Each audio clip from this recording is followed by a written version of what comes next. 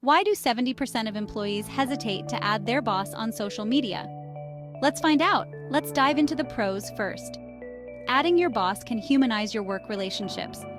You bond over shared interests, and it could lead to stronger connections at the office. Plus, it's great for building professional networks. But on the flip side, it can blur personal and professional boundaries. You might feel pressured to filter your posts, and one wrong move could damage your reputation at work. So, should you do it? It depends on your work culture and comfort level. Maybe stick to LinkedIn if you're unsure. Now, what about adding coworkers on social media? Adding coworkers can enhance camaraderie and foster a more friendly work environment.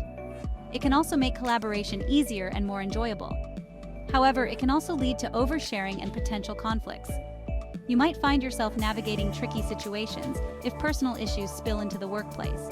And hey, while you're here, don't forget to subscribe to my channel and check out my website, www.cattylovesline.net. Like, subscribe, and hit that notification bell for more discussions like this. Thanks for watching, and see you next time.